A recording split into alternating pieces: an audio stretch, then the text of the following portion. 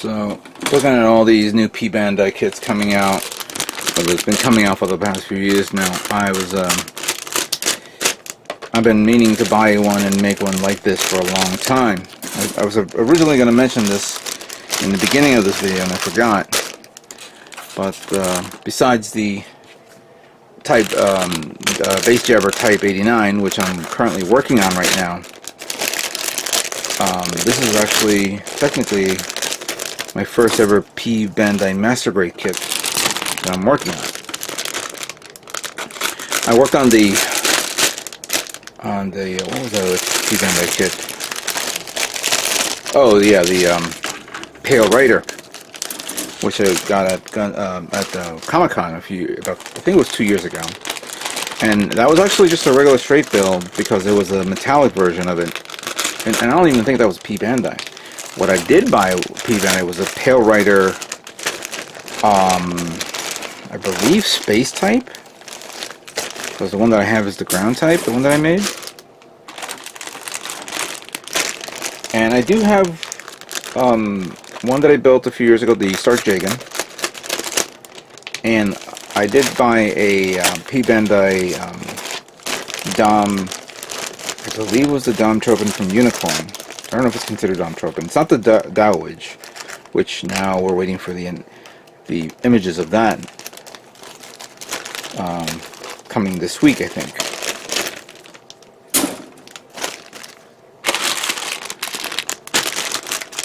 I don't know if I'm going to be making a habit of buying P-Bandais, because yes, it is on the expensive side. So I have to like pick and choose what catches my attention. The GM Dominance was definitely one that caught my attention, as well as this one, which is a mismatch of other things.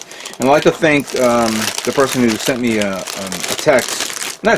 comment in my first, I think it was my first video, saying that this is basically a combination of parts of the 2.0 Master Grade RX-72, the GM Sniper 2 Custom, and the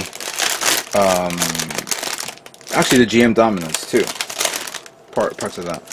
So thank you for sharing with that. I'm sorry if I don't have your name here, but I appreciate the contribution.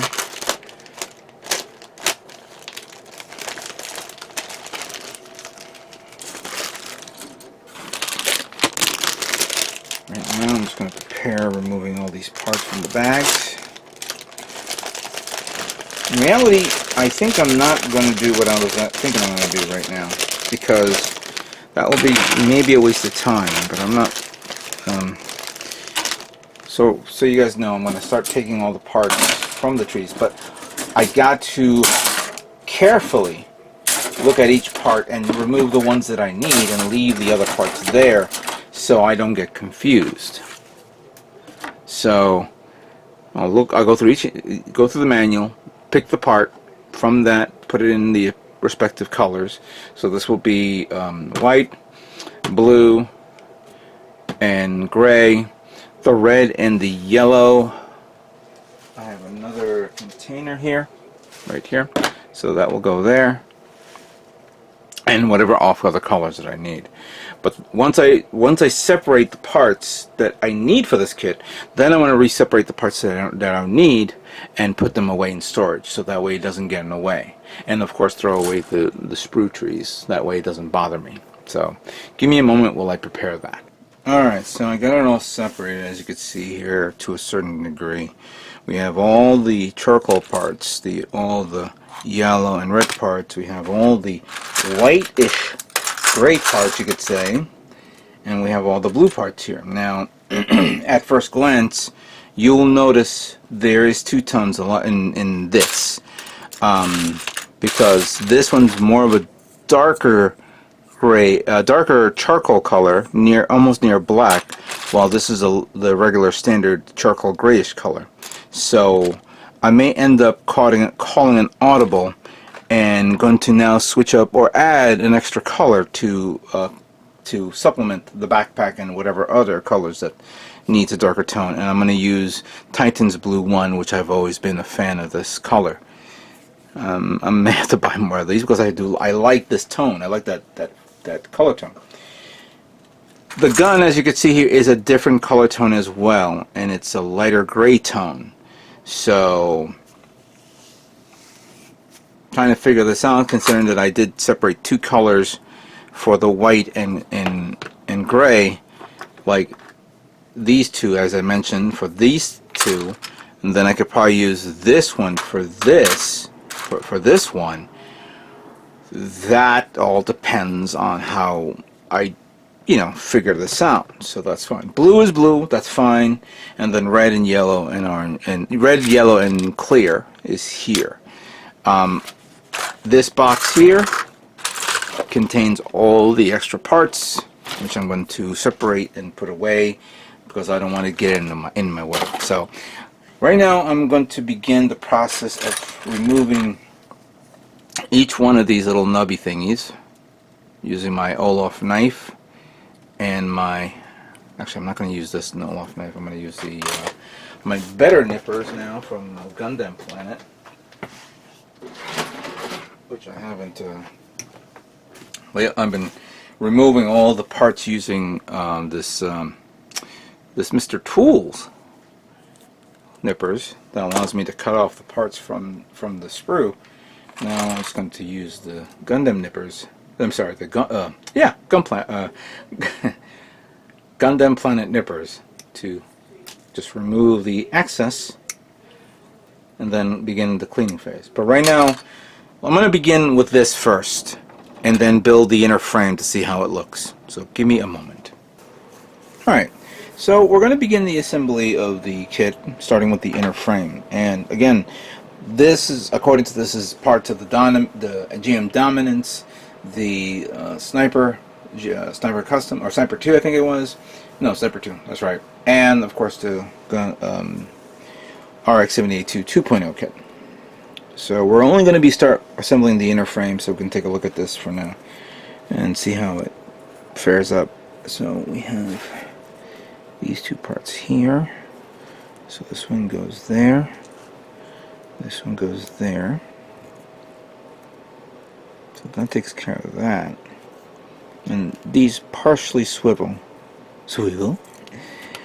Now these parts are the most unique parts, and this is actually for the joints inside the arm. And give me a second here, some leftover flash. Let me just make a note here. I talked about the fact of the possibility we may get a master grade Dowage DOM kit, and I said that a few videos ago. But right now we just found out that we're getting a master grade Dowage, which is great.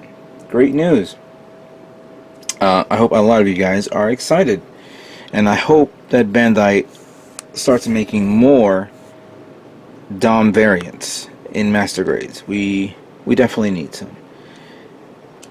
I think one DOM variant that I would love to see, obviously, is the most popular one, and that happened. You know what? I won't say anything. We'll leave that as a discussion for a later date. Alright, so we have this there, and then we have these two little pistons that go in here. So one goes there, and the other one goes there. And I think you have to cover this up if you want to show it or not. Give me this. Gives me that. So that goes in there. I think there's a... Oh, there's a little tab there that goes in there. Okay, I think maybe... Was the tab put in right or wrong? It was put in wrong. Good. We figured it out. Then we take this in this position, and... Oh no, we're not done yet. Ooh, sorry. Sorry. So, with this, and then this part here, we put that there, and we take this part with the side going down.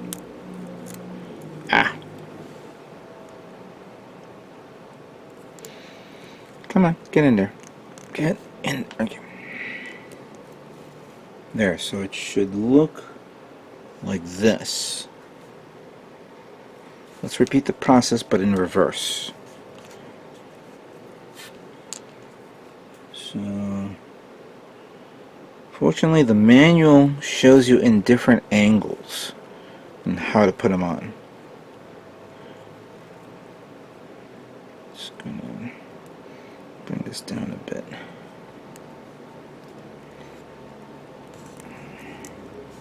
There we go. Now we take this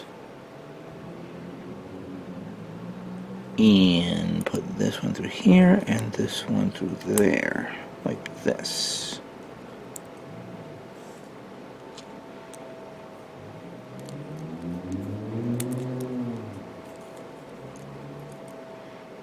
There we go.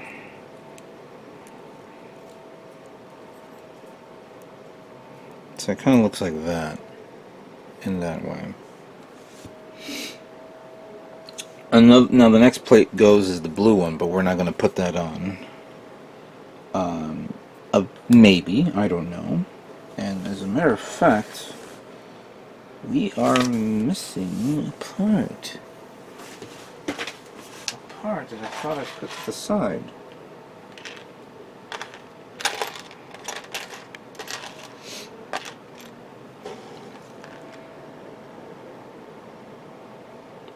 Give me one moment. Alright, so what I don't see in front of me is actually the seat. And I thought I had it in my hand, and I even did an audit of everything. But after turning my room around, I said, you know what? I don't need the chair. I never exposed the inside of the cockpit anyway. So I will omit that part, as well as the pilot, who will be seatless. So we will need this and this.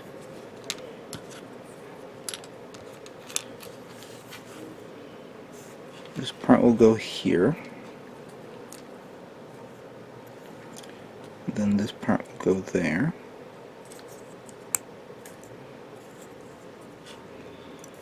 And then going back to this part, which supposedly has to be in this position. Yes. That one goes there through a little slot there under it. And then of course it snaps into place, I believe, with the, hold on a second. So you push it in and then slide it in, right?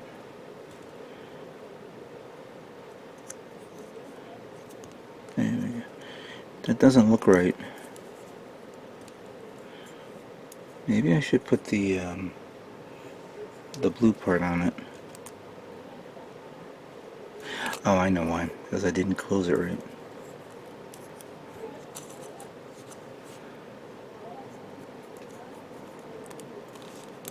Yeah, now it's set in place. So that looks like this. Then with this part like that.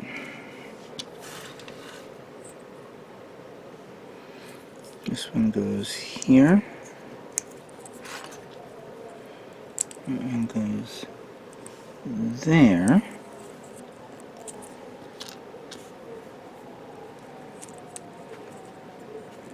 And goes here, like so.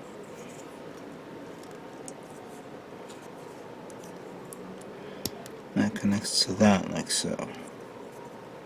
So it looks like kind of like this. Now there's some extra parts here which I just realized I put to the side, but I'm going to not need because it requires to be placed on top of the armor, not under it.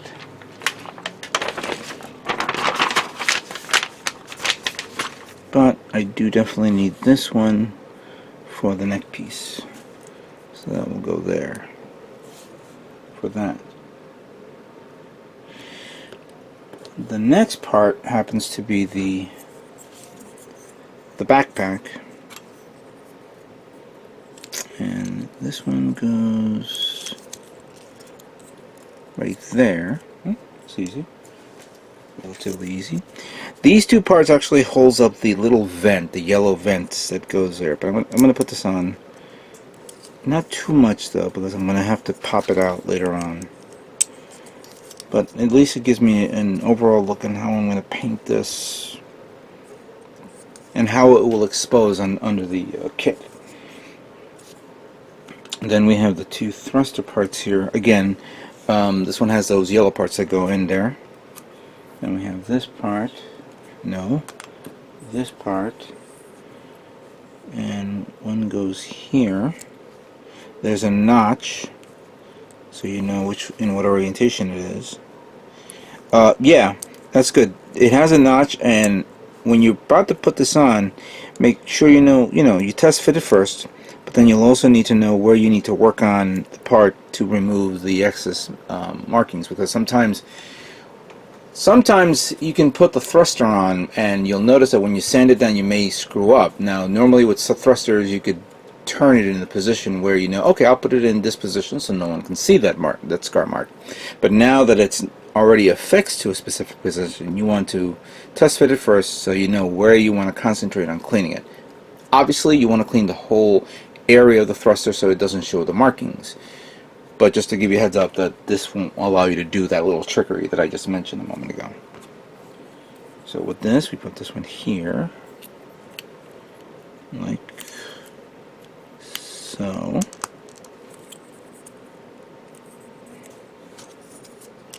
And then that one goes in here like so. Then we have this that goes there. This that goes here. And then these two side parts. I have a feeling that these can be... Hold on a second. Oh, the other way around. Ooh, does something go under? Oh yeah, this is... Oh, these are the parts that holds up the... what do you call it? The binders. The fuel binders. So I'm going to probably end up removing it to clean it up. And I cannot stick this on this because since I don't have the armored parts on, it won't work. Alright, so this part is done. I'll put this to the side, and of course it'll be taken apart. This inner frame is done. So let's continue on with the assembly of the inner frame, okay?